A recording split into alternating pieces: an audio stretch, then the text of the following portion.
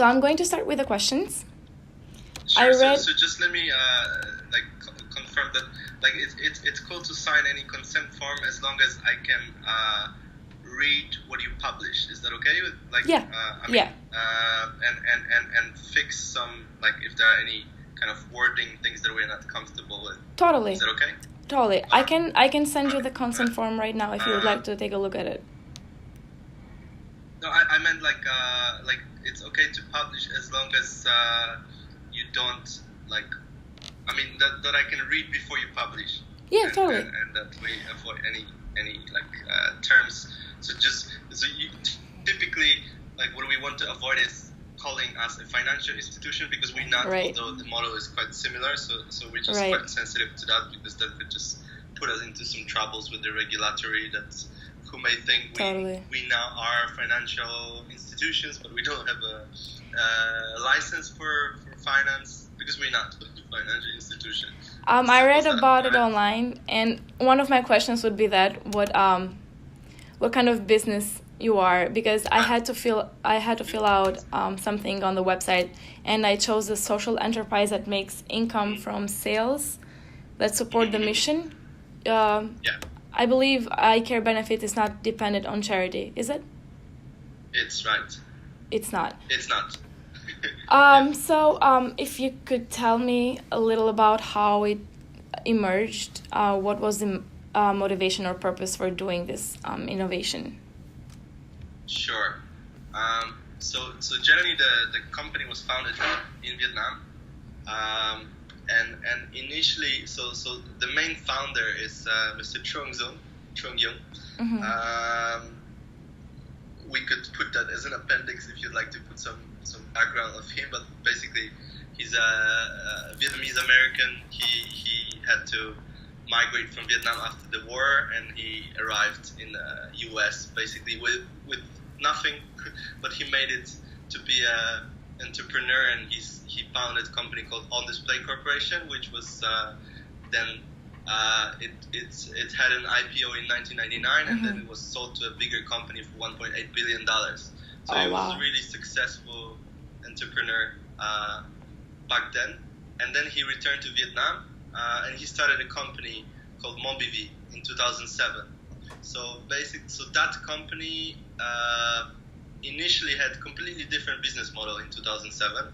And as every startup, it pivoted many times until 2013 or actually 2012, where Mr. Trung and his two closest partners, or let's keep it broadly as the team at that time, had a chance to meet and discuss with labor unions, or you can call it trade unions, of some factories around Ho Chi Minh City, manufacturing brands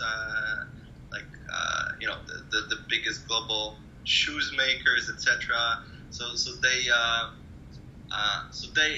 Mr. Trung always liked to say that we were lucky enough to find a big unaddressed need of the factory workers. Right. So that's how it emerged. The idea. So initially they wanted to sell insurance or flight tickets, so basically intangible goods with installments at no interest. For the workers? Workers were not interested in buying the insurance and flight tickets. But they suggested that if Mobivi, which later became iCare Benefits, could provide things like home appliances, like a fridge, a washing machine, a smartphone, or a fan, or air conditioner, or a bed mattress, and allow payments with installments at no interest, then that would be something really improving their quality of life, because simply their access to be able to buy such essential products and services was very limited. Right, so the idea emerged from workers themselves. Yeah, basically. Right, that's great. Workers, labor unions, and the mm-hmm. brands that work with so many factories around the world. So it's important here to understand a little bit about the reality of life for factory workers in Vietnam, which also represents many other countries in Southeast Asia or mm-hmm. South Asia, so countries like Cambodia, Laos, Bangladesh, Myanmar, then India, right? So a lot of countries, it's similar. So specifically in Vietnam, every year you have at least 1 million people moving from rural areas to either cities or industrial zones. Wow. So they come from families which were based on agriculture, and so the main income of the family was from farming, right? Right. Usually rice, etc. So their average income, like for the whole family, could be like $150 a month, right? So here they had a chance to go to work for a factory and make let's say $200 or $300. So that's a big upgrade for them, right? And then they get the benefits, right? Right. So then, so many of them every year would move to industrial zones to join factories. Mm-hmm. So in Vietnam specifically, most of the people will work in factories that produce shoes, so footwear, garment, textile, and then after that would be electronics, right? Right.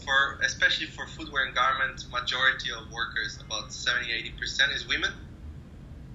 So, and you can characterize them with this average income of around between 150. So basically, also what is the scope for iCare? So we focus to serve people making between $150 to $400 or $500 a month, right? Yeah. So if you count that per, so if you consider the whole family, so like usually 2 adults, 2 children at least, but usually also some dependents like elderly parents, etc. So then you see that their average income per person per month per day would be less than $10. That's crazy. And that's how United Nations characterize basic economic pyramid, right? Yeah. So that's how you define inclusive businesses. So those businesses that serve people making less than $10 per person per day in a household, right? So that's the focus for iCare. Right. And probably in Vietnam you would have about 8 to 10 million people who are making this much money working in factories or similar industries, but having that stable income and having a job. And right? And how many people does iCare serve to? So right now, so let's say end of 2013 was the first launching period. Right. So the first full year would be 2014, and since then we in Vietnam we serve, like as of today, about 300 factories with 1.1 million people. Wow. And if you also include Cambodia and Laos, then it would be more than 1.5 million people. And I read that it's all over the world also, not only Asia. I mean, for now, iCare serves, have full operations in Vietnam, Cambodia, and Laos. So we already, launched startups in other countries, but we had to put it on hold due to lack of working capital until strengthening the operations in these 3 countries and attracting new investors to be able to expand stronger. Great. And I have to ask this question. How does iCare make money? How is revenue raised? Sure, it's not a secret. For profit? Right. Yeah. Sure. So I think you already got it right, because you said that from selling products. Right. So in the factories that work with iCare, we sell products and services.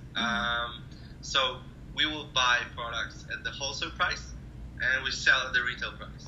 Right. So the difference between wholesale and retail is this gross profit, and then from that we cover the cost of all the operations and the interest, right? Because the special thing about iCare is that workers can pay in installments with no interest. So it means that iCare have to first borrow money from our financial institution partners and pay interest to them. Right. So would you qualify as a retail industry? Yes. If you look at how we make money, then it's a retail industry, right? Right. Okay. But it's offered as employee benefits program in a factory, right? Using some let's say financial tool as just deferred payments, right? Right. But basically, you would describe as a retail.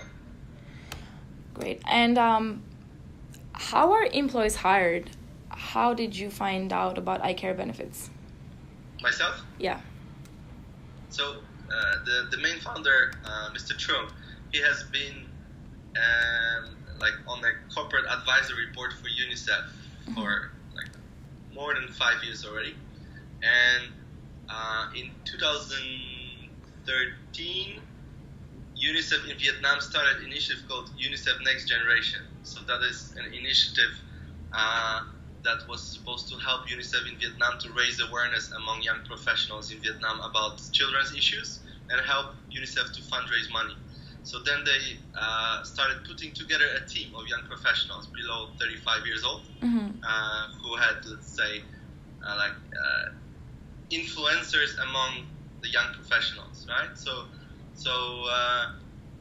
because at that time I was the president of a student organization in Vietnam called ISEC, I got connected and invited to join this initiative, and 2 younger partners of Mr. Trump from iCare were also invited to join this initiative. So we became teammates there.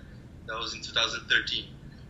So we have known each other since then, and then in 3 years ago, one of those partners, his name is Ryan. So you already connected. I already connected with him. Yes. Right.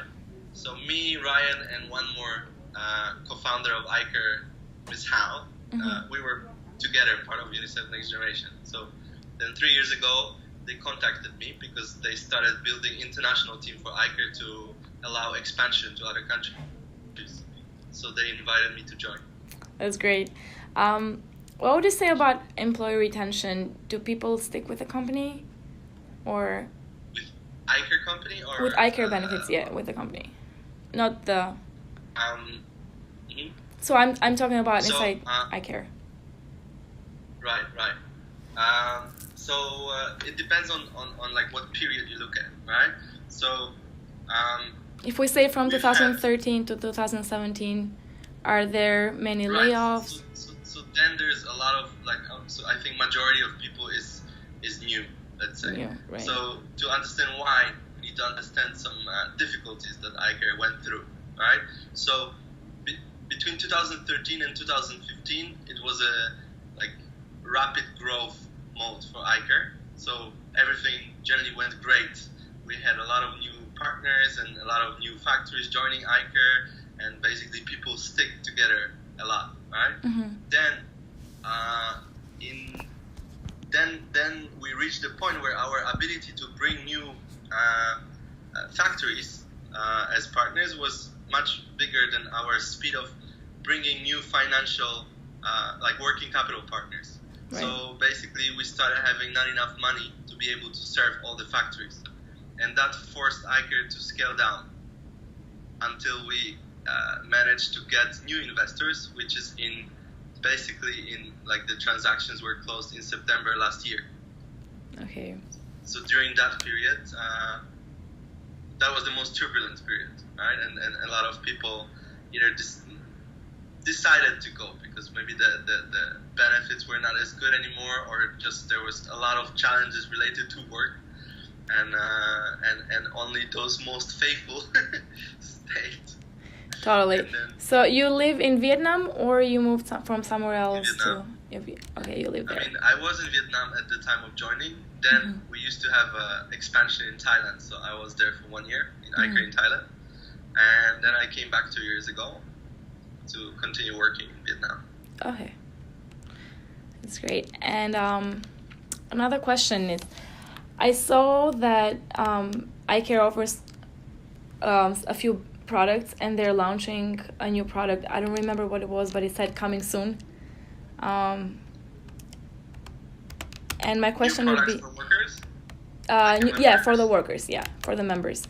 And my question would be, we always, Yeah, I was going to say how are new products created, how are new services created, and I saw that iCare was open to going to new markets around the world. I was just wanting to see how are they open to new investment opportunities. How? Yeah. So okay, your question is whether like what new products we're launching, or whether we are open to new investment. Both. Or Both. Okay. Yes. Okay. So generally, iCare's mission is to improve quality of life for factory workers and be able to address all the needs of the households. Right? So if we understand that, then there's always something more that we need to provide. So as you already understand, iCare business was built based on providing access to home appliances and electronics, because that was the very first demand that workers suggested themselves. But then iCare looks at when we talk about addressing all household needs, then we divide it into 4 pillars. Right. So first pillar is comfort living. You've probably seen that, right? I read that. Yeah. Living, smart living, and prosperous living. So far we are strong at comfort living, and most of effort right now is put to develop healthy living. Actually, in 10 hours, we have a meeting with the COO of, global COO of international NGO called Mary Stopes. So that's our biggest partner for healthcare. We're just launching a new product related to female reproductive health and family planning. That's awesome. So yeah. It's always something new. We always have more ideas than resources to implement. That's the challenge for iCare. We want to do too many things at the same time, and that's not good from management perspective. And that's where the new investments come in, and I believe iCare is open to anything that will bring more resources. Exactly. So then you need new investment for basically increasing improving the infrastructure, increasing the customer base, and to launch new products, right? Right. So for launching new products, sometimes new investors is not the only way, because the other way, just like example of Mary Stopes, is to attract the right partners who may already have some investors or donors, right? So iCare is a private company, so we don't receive donations, and we cannot rely on charity in any way. But some of our partners can. So Mary Stopes is an international NGO, and they receive funding from Australian government because Australian government sees that iCare is a chance for Mary Stopes to scale up their providing services to people with income below $500 in Vietnam, especially factory workers. So they used to start a program for factory workers before, but they didn't have any platform or infrastructure to be able to reach millions of workers. But iCare is that. So they reached out to iCare. So basically, we reached out to each other at the very same time. Oh, that's great. It works for both. They said that they were just about to contact us. Right. when I reached out to them first, which was about a year and a half ago. Right. So then they received donation, and based on using that donation, we can invest more in social marketing or in raising awareness about healthcare, doing workshops in factories for free, right? So workers don't pay for education they receive, right? Right. So when I talked to Ryan, I talked to him very shortly, and he said that you manage the UNICEF relationships between iCare and UNICEF. Actually, my groupmate is a treasury for UNICEF in New York City, and she couldn't join us today, but I would like to know more about the relationship that iCare has with UNICEF, and I know that one of the pillars is the one to offer education for the children of the workers. Can you explain the relationship a little bit? Sure. Actually, he told me that some folks from UNICEF wanted to connect, and I was surprised because all the folks in Vietnam know me very well. Yeah, no, we're from a university. I think from New York, not really. More from Geneva. We sometimes get in touch with them. Anyway, so the relationship between iCare and UNICEF started from Mr. Trump when he joined the advisory board, and then he started advocating that UNICEF should do more work related to factory workers because times are changing. So traditionally, all the non-profit organizations were focusing their resources to support rural areas, right, farmers, etc. But he was advocating to shift that focus to support factory workers. Right. So some of the first initiatives was just baseline assessments to increase the awareness about what are actually the issues and needs of factory workers, which, like I already mentioned to you, for among 1.1 million of workers that we serve, about 80 to 85% is women. Mm-hmm. And majority of them is already mothers, and the rest is future mothers.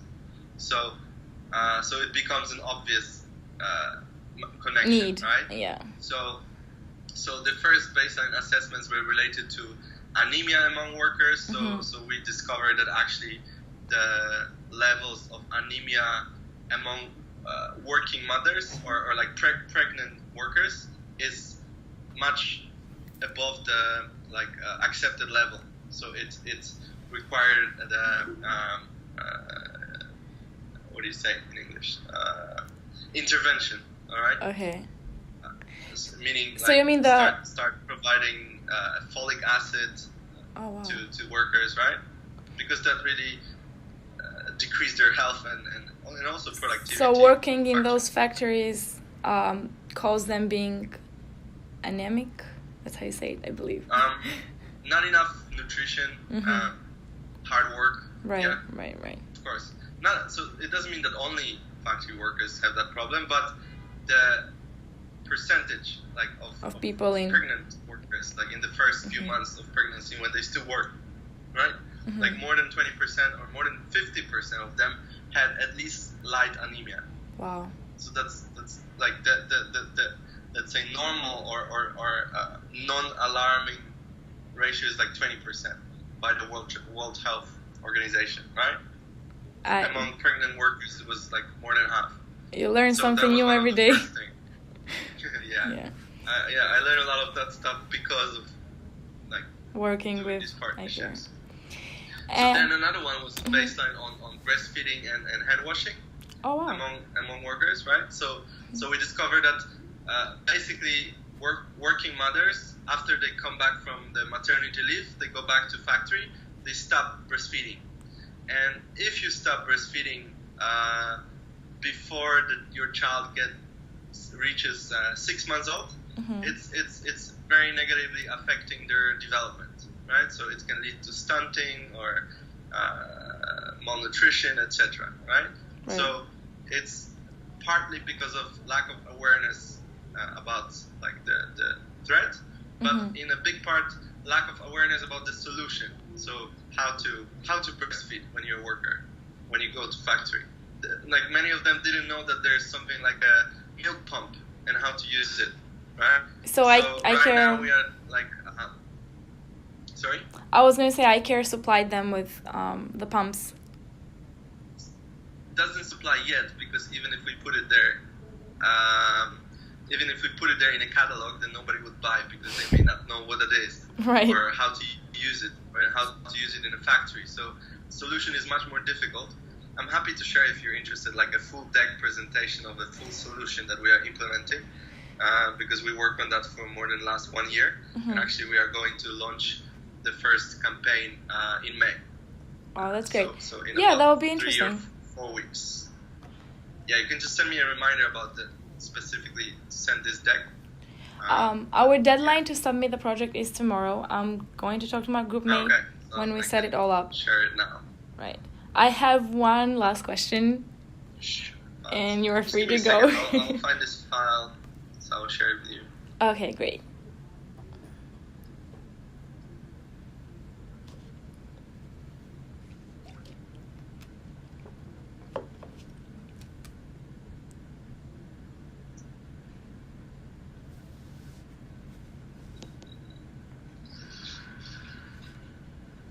I have a lot of files, but I'm almost there.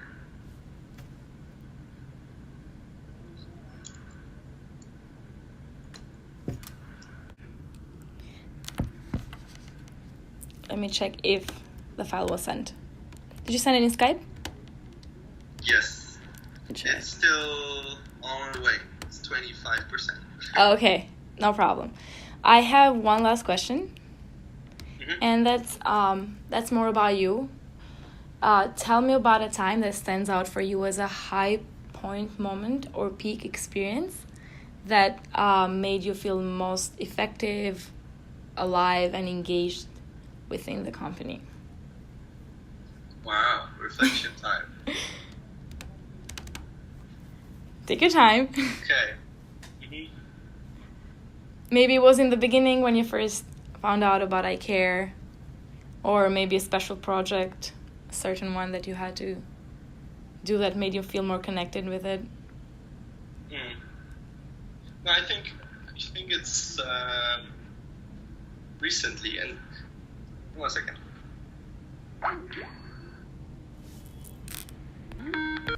Okay. So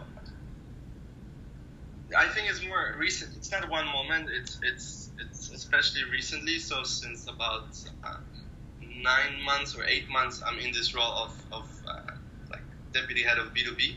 So I really work much more. I mean, with more teams and like actually with 3 different teams right now. So it challenges me more, but also it's more. It's both more challenging and more joyful to work with more teams and more people, and actually having more impact on the results.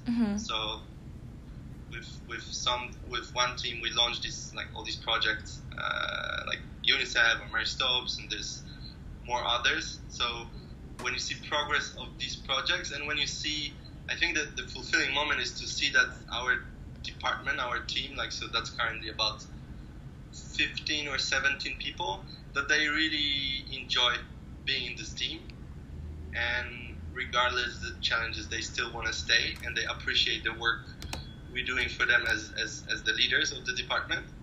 That we keep them inspired and motivated and fun, enjoying. Right? That's great, enjoying what you do. I actually had another question related to this. Sorry, this is the last question. It's about the short-term and long-term effects of iCare benefits. What are some short-term effects that you saw in the beginning when it was launched, and some long-term ones that you've seen through the years, like some good benefits that it has brought? You mean impact effects, members? Yeah, on the workers. I think that's an important question. Yeah. Okay, so the most instant is just based on logic, that you provide access to these essential products. Like, imagine your life without a smartphone or without a fridge or washing machine. We can't imagine that, and for the people that we serve, that was a normal reality, right? Live without these things, because they could not afford to buy, and suddenly with iCare they can, because now they can defer the payment, divided over a couple of months, and then suddenly it becomes doable for them to buy, right? A little bit let's say more long term to measure, but we did a baseline. So in a period where we were about to launch iCare benefits, we asked them, how do you normally get money for things that you want to buy, like essential products and services, like the ones that I mentioned? So there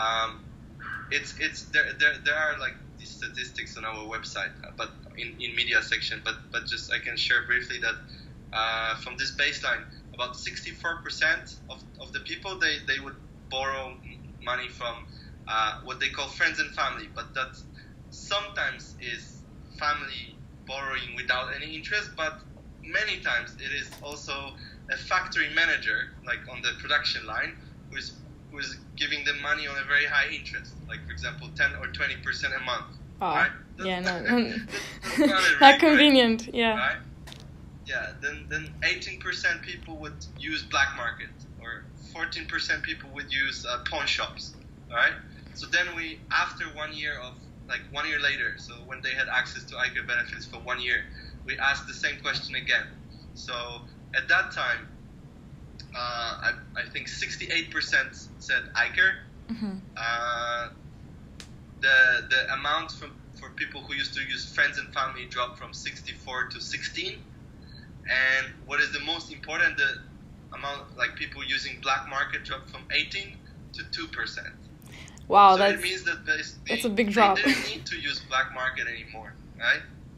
So it's very helpful. Now they had iCare. And iCare, they were just paying the same price like you pay when you go to the shop. Just they can spread that over a couple of months as a reward from their employer for their loyalty in the factory, right? Because the default rule is that they need to work for 1 year in a factory to have access to iCare. And the longer they work, the more purchasing limit they have there. Oh, right? That's great. That's incentivized.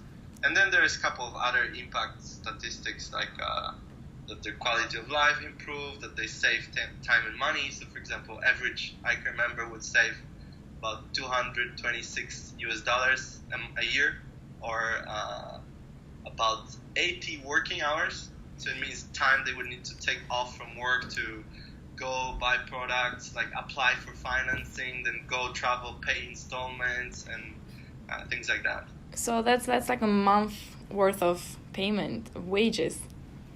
Yeah, basically.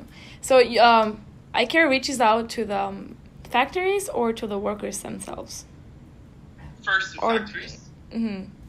So my team, so B2B team, is working with the factories to present iCare and convince them to cooperate with iCare. Do they get any percentage, or how do they? They don't pay anything. Benefit? They don't have any risk, and they, like iCare as a social enterprise, shares up to 1% of all the total cash collected back to the HR budget for employee benefits. Okay, that makes sense.